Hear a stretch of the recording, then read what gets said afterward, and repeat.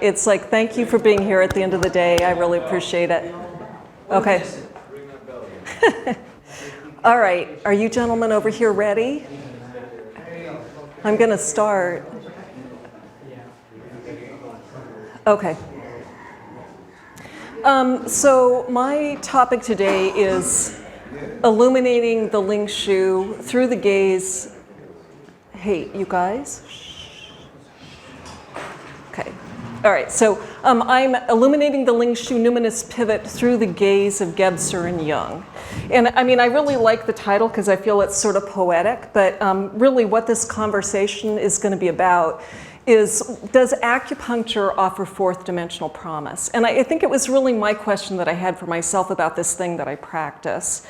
And so, you know, in doing research, I started by taking a look at Gebser and Jung, and I thought, well, let's compare the similarities between these two men. And first and foremost, they're born 30 years apart.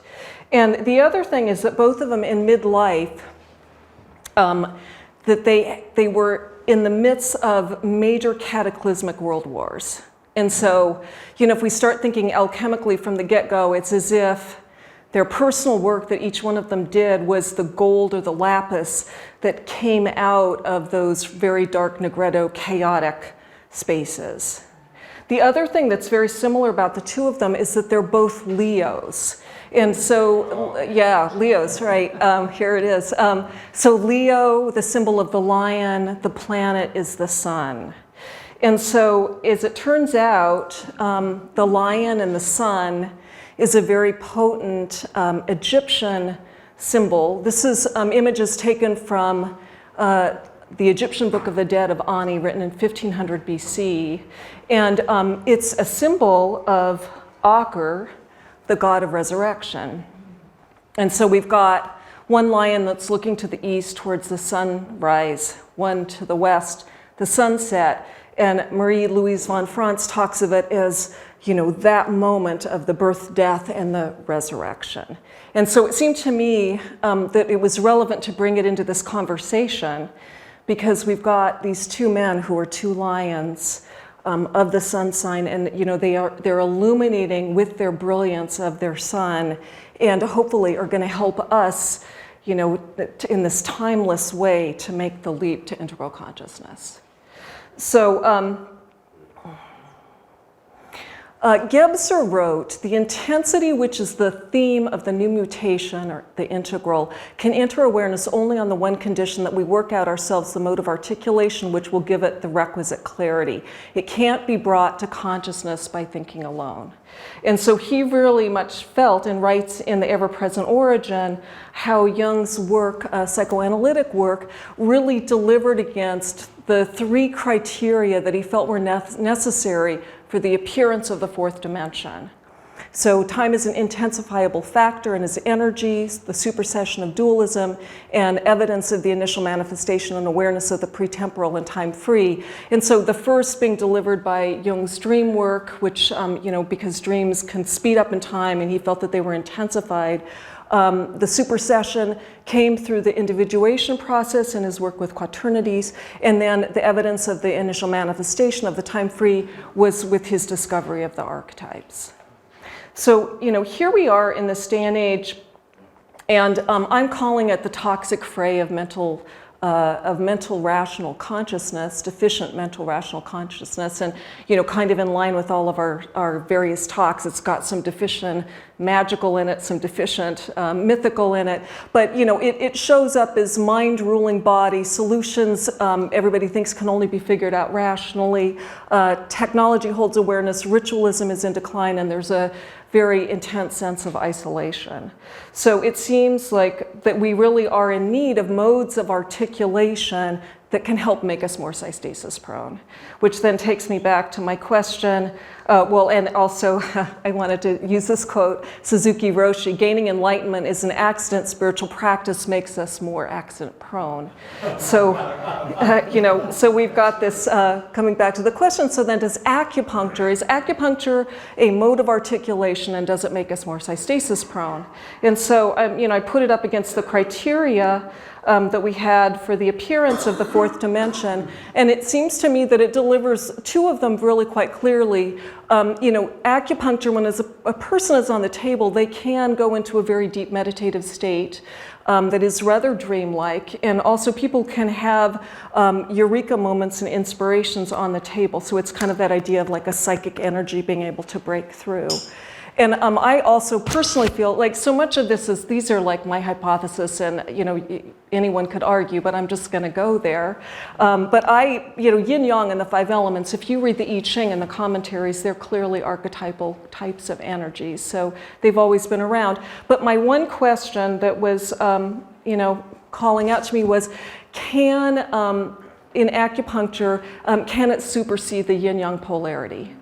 And so to explore that question, I turned, and this was, I hate this font that comes up in PowerPoint, so forgive me, it's like ugly, but whatever, for the Chinese. But so I turned, and this was kind of a eureka moment. I didn't really know how I was going to look at this, and then it came to mind, why don't I look at the Lingshu, which is an ancient Chinese text that was compiled in the 1st century BC, and it kind of forms the basis of acupuncture as we know it today.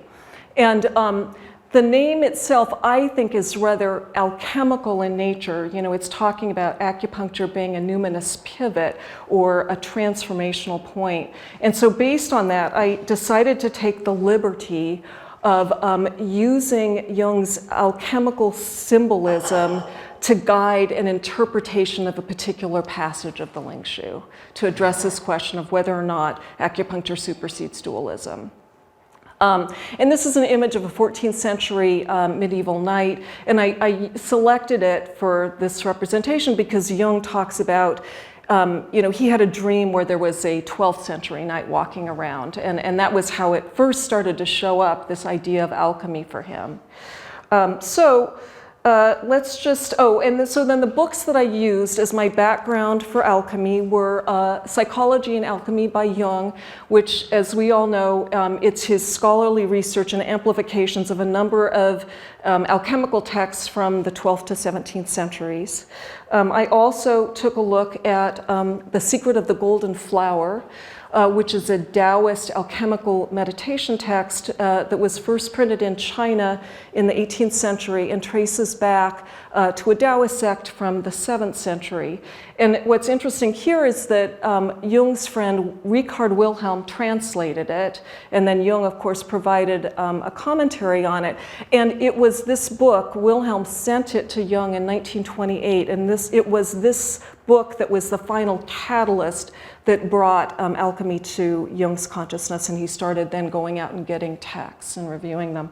And then the last book that I looked at was Marie-Louise von Franz's book, Alchemy, which is a series of her lectures that have been transcribed, and she looks at Arabic and Greek texts, many of which this woman, who is so brilliant, translated herself.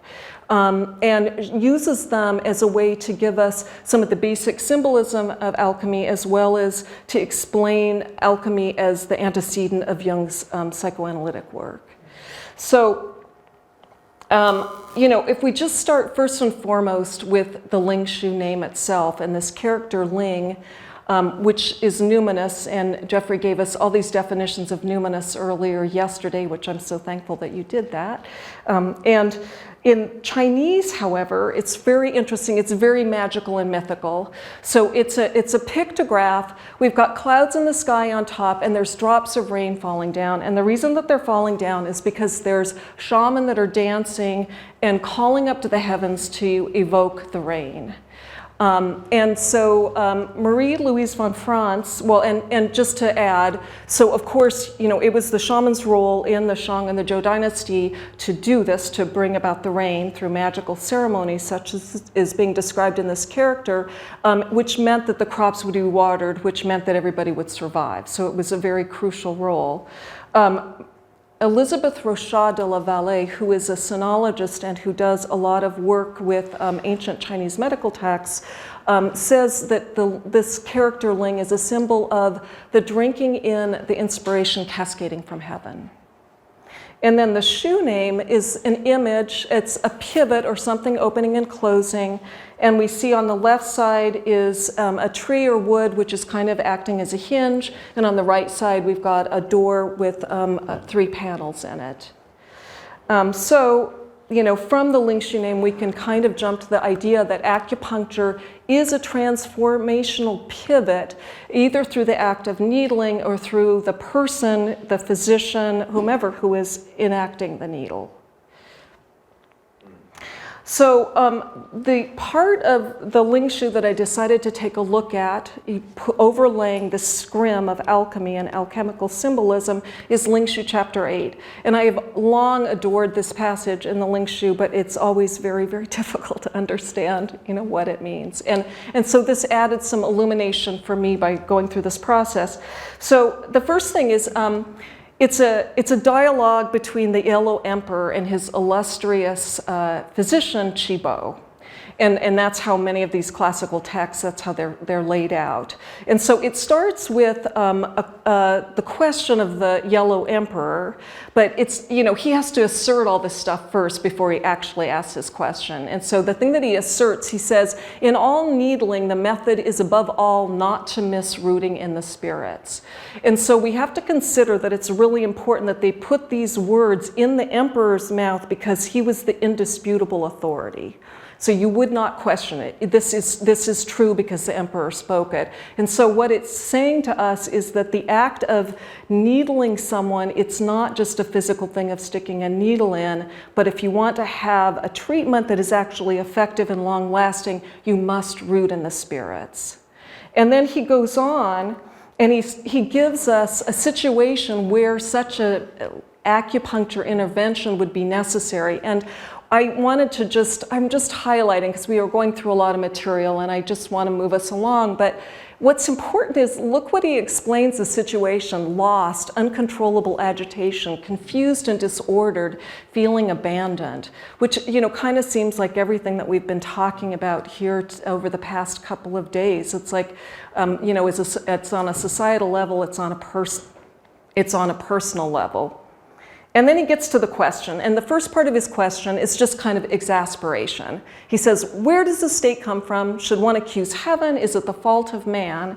And then he actually kind of gets to the heart of the matter, and he lists all of these, I'm thinking of them as energies and archetypes, and it's as if he's saying to Chibo, I'm throwing all of these in the alembic cauldron, and I want you to tell me how you're going to cook them up. And so Chibo responds, and I've intentionally left this in the Chinese just so we can look at it, we can kind of just take it in visually. And it starts with the first word out of Chibo's mouth is heaven, tian. And the cascade goes down. I've written it like we read English, from left to right, top down. And the last word, the culmination of everything, is zhi, or wisdom. So the cascade, the response goes from heavenly inspiration down to earthly wisdom. And then if we look at the structure of it, the first 3 lines, which you can see, they're kind of cordoned off by that final character, yeah. It's the only place where those are shown. So they kind of group that together. And these are 3 lines that are about the nature of life. And then we get 4 lines which follow, which are about kind of the challenge. And it's also the first quaternity that it gets entered into the transformation process. And then the next line, which is line 8, and we're in chapter 8. So it's significant, its placement. It's a huge placement for this line. And it's the indication of the heart. And the heart is so important that in every single character that follows, every new energy that comes in the transformation, which is the finalization of it, includes the heart. The heart has to be there. So if we just start with the first 3 lines, heaven within me is virtue, earth within me is breaths, virtue flows down, the breaths expand, and there's life. And so just the first thing to take into account, which is very important, is that Chibo is saying within me. He's not saying within you, Emperor. He's not saying within you, the Chinese people. He's saying within me. It is personal virtue. Heaven gives each one of us a kind of virtue. And, virtue, which in English is, I think kind of a unidimensional, moralistic sounding word. When we look at what it means in Chinese, we see with the character that on the left side is a person stepping out into the world with their left foot. And on the right, we've got a stack of 3 characters, which is the heart, the eye, and the 4 directions. So basically, virtue in this interpretation of it is a person stepping out into the world with their heart looking out their eyes as they take in everything around them. So it's as if this line is as if to say, we each have a personal passion or Tao that's meant to be brought into the world. It's heaven inspired. And as I've been listening to each one of everyone's talks, it's like, it's present, it's here. And then Shibo immediately goes from heaven to earth, and he says, earth within me is breaths, or chi.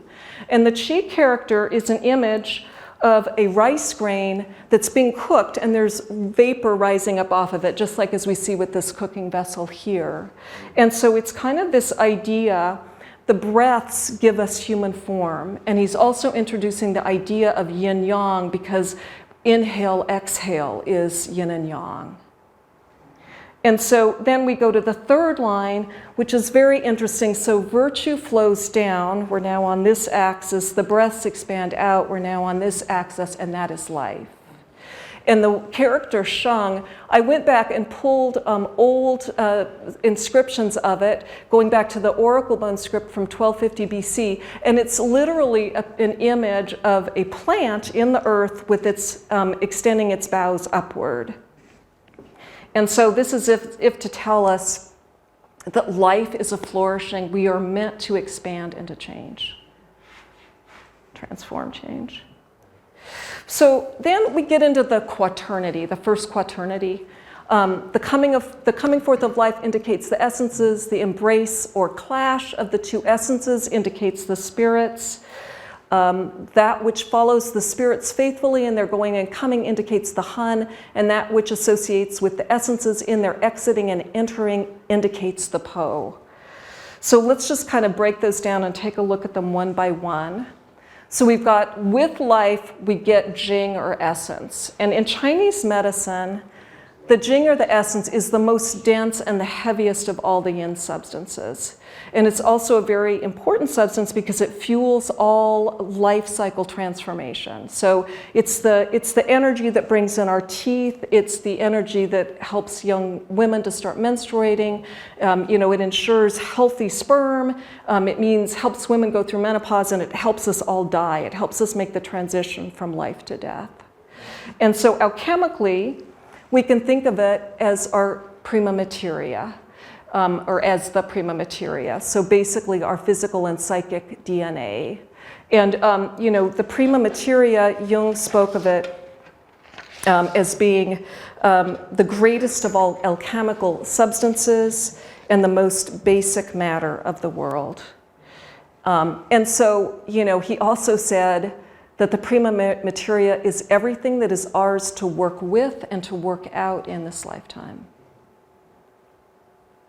Now, when we get to the next line, the embrace or clash of the 2 essences indicates the spirits. And, the most surface interpretation, and maybe the proper one, is that we've got 2 essences of a man and a woman that come together and produce a new spirit. But looking at it alchemically, it's sort of like an essence within an essence. And, and I've tried to depict it by showing a piece of amber with something trapped inside. And so that, I think, could also symbolize it for us alchemically. It's the gold or lapis encased in the Prima Materia that through alchemy enables its spirit to be released. And so Jung spoke of this and said, they, the alchemists, were looking for the marvelous stone that harbored a pneumatic essence in order to win from it the substance that penetrates all substances, since it is itself the stone penetrating spirit. It lurks unseen in the ore. So, by this introduction of the Shen, the spirit, and the Jing essence, we've really got kind of the heaven-earth quintessence.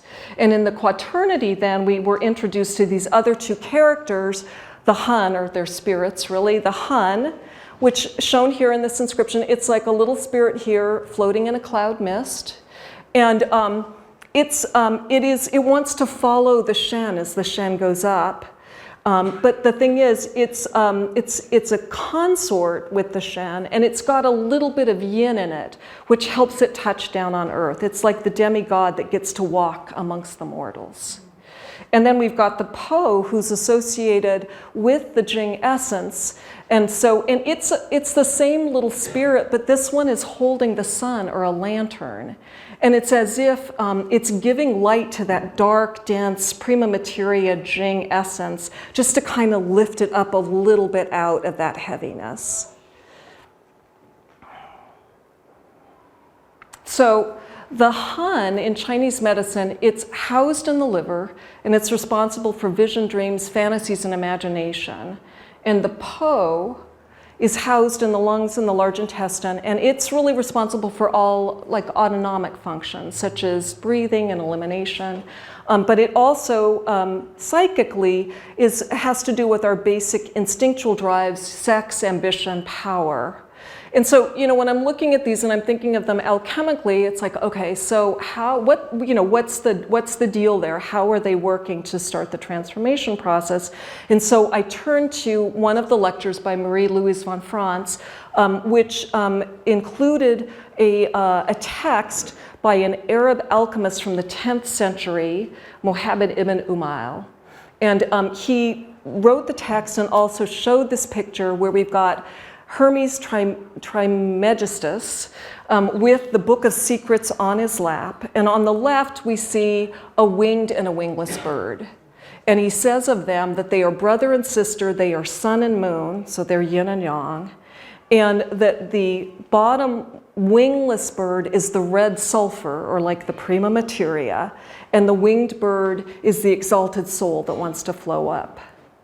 And so considering that image and that idea, I applied it to the Han and the Po, where we've got this familial connection. You can see how the characters are very similar. They are yin and yang. And we've got this idea that the Han, which wants to follow the Shen spirit upward, is like the winged bird that wants to lift off. And then we've got the Po, which is, with its association with the Jing, it's heavy and weighted. And so then the energy in the whole thing comes from the Ouroboros configuration. So that either of people, ping-ponging into one or the other, or just the intense intensity of holding those two things, because they're almost like opposites. So I thought I'd say, all right, so let's just look at a couple of clinical examples of what that might be like. But I think, I'm looking at it personally, but it's like also on a global earthly level in terms of everything that we've been discussing. So, so let's say we've got a woman who comes in, she's got liver qi stagnation, she's not able to sleep, she's got a heightened state of anxiety, and you talk to her and she's basically envisioning X in her life, but she keeps getting Y. And so it's like concrete reality is not cooperating with her fantasies, and it's causing all kinds of discomfort. Or, we have another woman who comes in, she's got frequent UTIs, bladder infections, a heightened concern of STDs. We learn that she's doing good work in the world, maybe she's working with the environment, but she's also got a sexual addiction. So she's sleeping with way too many people, and she's often having unprotected sex. Or we've got a man that comes in, he's got IBS and depression. He's got money, he's successful, he's powerful, but he still feels isolated, alone, and unloved. And his situation is literally hard to digest. So, so then in our, following our Lingshu cascade, this is where the heart enters the picture. And that which is responsible for all affairs, we speak of the heart. And the heart in Chinese medicine is the king, the sovereign. And as long as the king is sitting on the throne and looking south, everything in the kingdom goes well. And the heart is also the originator of spirit brilliance. And it says in The Secret of the Golden Flower, all changes of spiritual consciousness depend upon the heart. And Elizabeth Rochat de la Vallée writes, as soon as we say there is a heart, then we have all the profound, deep movements of the beings which are in the realm of mind or psyche, which will guide your life and which are physical as well as mental. And then when we look at the heart symbol alchemically, the heart is fire. And Marie-Louise von Franz writes, it transforms, cooks, and enlightens. That is the way in which fire brings light. If I'm emotionally gripped by something, I can understand it. There's no progress in consciousness without emotion. So, and then let's just remember that the heart, I'll go quickly, dinner's ringing, that the heart, that just this reminder that all the other characters include the heart. So the warmth of the heart, the fire of the heart, the activity of the heart emanating drives the alchemical transformation. So we've got the hun, the po, the shin, the heart, and then we get our last two players. When the heart applies itself, we speak of yi, or intent, which is the spirit of the spleen. And when the intent becomes permanent, we speak of will, or jur. We've got the spirit of the kidneys. So here we've got our second quaternity in the transformation.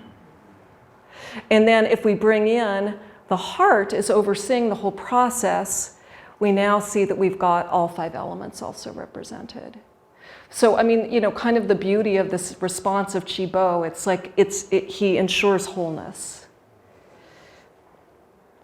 Okay, so let's just take a look at what, so what do the yi, the spirit of the spleen, and the spirit of the kidneys bring into the process? And the yi, or the intention of the purpose, brings in an attitude so that we can approach our difficulties with conscious reflection as we let them simmer.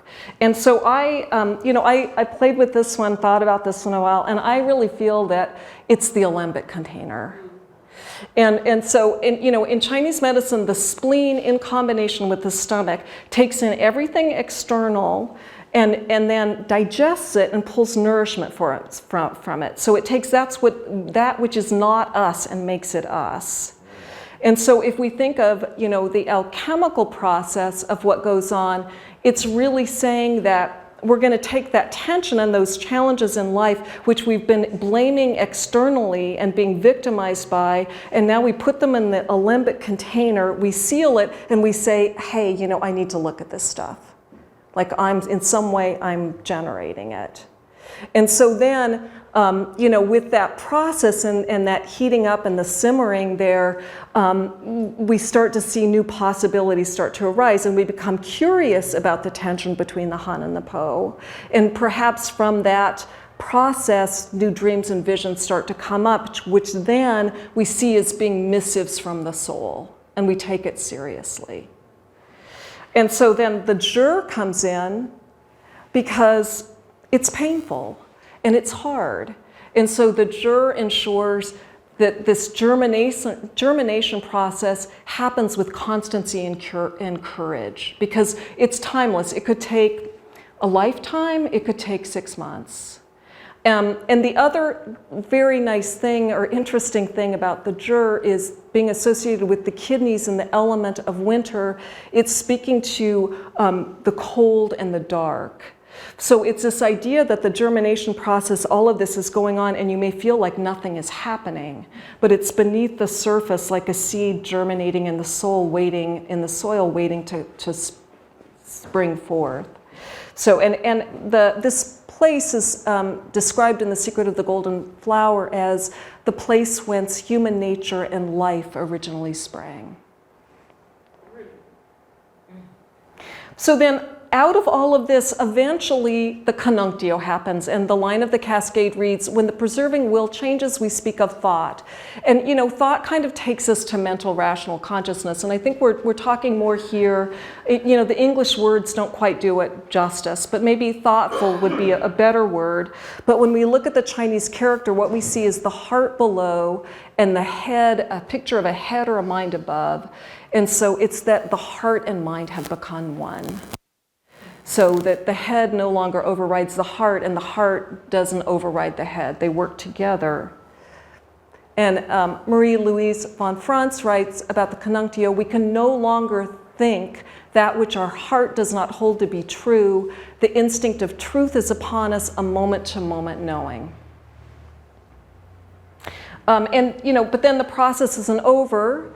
because we've got the circulatio. When thought extends itself powerfully and far, we speak of reflection. And so here's our reflection character, Lu, and you can see it's got that heart-mind character in it, but it's wearing the tiger stripes. It's wearing the stripes of a tiger or a tiger skin. And so it's this idea that our heart-mind wears the stripes of a tiger, spreading far and wide across all contexts of our life. We have to walk it in all facets of our life. We take it out into all the territory, shining it forth.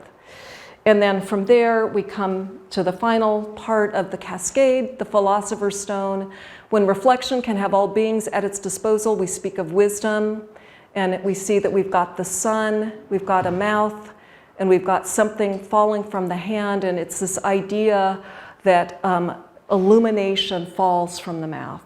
It's that kind of wisdom, which is wisdom, individuation, personal Tao, and possibly even the possibility of living through integrality. So in conclusion, the Lingshu seems to indicate that acupuncture is and can be transformational. I thought it was really interesting, maybe a stretch in some parts, but clearly this passage from the Lingshu was in sync with medieval alchemical texts, which said to me it's the ever-present origin. And, or more evidence of it. And it delivers Gebser's fourth dimensional criteria. It's able to supersede the dualism of the yin-yang polarity. The cascade itself, it's diaphanous. It's got its own integrality. You can't just pick one energy out. You have to go through the whole cascade, and as a new one enters, you've got to remember all those that came before, just as you do with integral consciousness and the other states of consciousness. And it's spaceless and time-free, so we were able to look at pull these ideas together from different cultures and eras that are mutually informing each other, whether it's the 1st century BC Han Dynasty, medieval Europe, post-war Switzerland, or the Arab expansion of the 7th century. So that's it. Thank you. Yay. So what do I do? No, you don't have to do anything. Okay. You just need your. Okay. I'd like to make just one Gebserian statement. For Gebser, the mental is not only the mental rational. Right. The mental rational and mental rationalism is the deficient form of the mental. The affirmative, efficient mental would be associated with the thinking function. Right. So when we say mental, we shouldn't always just automatically say mental rational. Thank you. Right. Okay. Just wanted to add Right. Although I do want to because I was meaning deficient mental rational. I truly was. Okay. Thank you. Yes. Anyone else with a quick word? Just two things. One, I think the heart is quintessence. Okay. Okay. Okay. Yeah. It's the Yeah. fifth, right? Yes, I think so. And then, is it Hun and Po? Han and Po, yes. Okay. For Jung, you had the spectrum. On the infrared was the instincts. Yes. The ultraviolet was the Yes. archetypes, and the archetypes are the images of the instincts. Mm-hmm, so they're bound together. Yes. So I think So that's that energy that's... I like that, yes. Yes, great. I just want to say thank you. Thank you. Yeah, Jessie, thank you. that was, Thank you. that was so beautiful, Jessie. Thank you. Very inspiring. Thank you. I'm hoping that you might write something, especially relative to The Secret of the Golden Flower. Right. As brilliant as Jung's interpretation is, Yeah. it completely ignores the Qi dimension.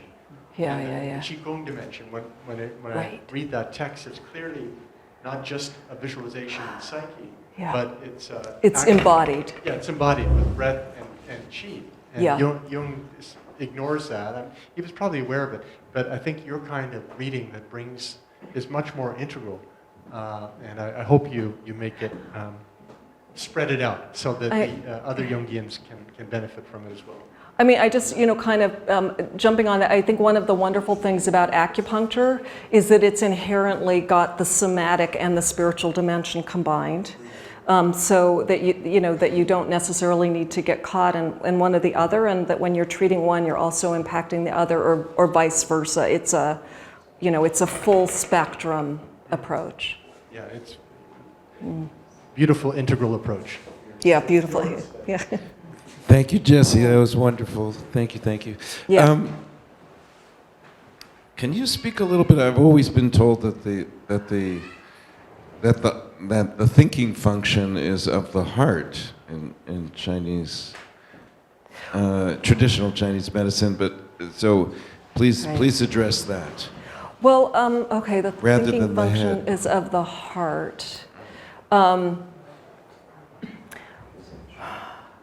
Well, I've often even heard that sometimes they translate Shen as mind, so, it's kind of trying to divorce from the more spiritual shamanic aspect of it. So, we do have a heart mind, clearly.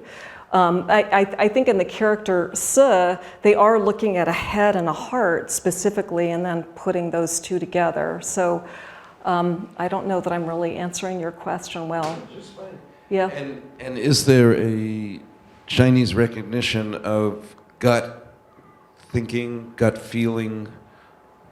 Is there Chinese recognition of gut feeling or thinking? I think it depends on what era of China we're talking about. My understanding of things is that, and I've not been to China to study Chinese medicine. I've been in the States and have studied with teachers who have been in China. But, there was such a movement in the Cultural Revolution to bring everything and kind of up into the mental sphere and to get people out of the magical and the mythical. That they've really tried to make it into sort of a mental thing. So, but I think early on that it clearly was a gut instinctual thing because it came out of magical and mythical consciousness. So, yeah. The answer to the first question. Yeah, please. The first question is that it is gut thinking. So the mode of thinking which is for which the digestive function is responsible isn't exactly analogous to the physical activity of digesting. So we digest experience. Mm-hmm. The relationship of We do. the earth, which is an altar, and the fire, which must rest atop the altar, is the relationship of the earth to the heart, and then the heart submits that to awareness, just as the fire cooks, right? So it's like they're always there. And as you brilliantly showed, it's like it's going through that cascade simultaneously. Right. The other integral aspect to it is all of those functions are happening at the exact same time, and each of them is moving in a different framework of time. Everything governing that exiting and entering and coming and going, like working both with elements of space and time and how they interact. Exiting and entering is space. Coming and going is time. Coming and going is hun and po. Entering and exiting. Coming and going is the hun. Entering and exiting is the po. Those two together comprise Space and time. They comprise a unity. Every pair is a unity. Yeah. And and I just in kind of looking at these things this way, and it makes me as a practitioner want to really, in working with patients, really want to see what's going on with the heart and with the stomach. I think often, at least my tendency, I tend to always keep looking at the liver. And I think that I personally do not pay enough attention to the stomach because where everything is really digested. And of course it depends on the person that comes in and what their particular situation is, but it just brings more awareness to me of those two central places in terms of treatment. It's a lovely term, some Jungians use psychometabolizing. Psychometabolism. One note before we leave for dinner, those of you, we all who are staying here have to check out at 11, which means we have to check out earlier in order to get to the program. So checkout time is 11. And you have to check out before you come here. You can bring your lunch here if you do that. First of all, are you familiar with Acupuncture?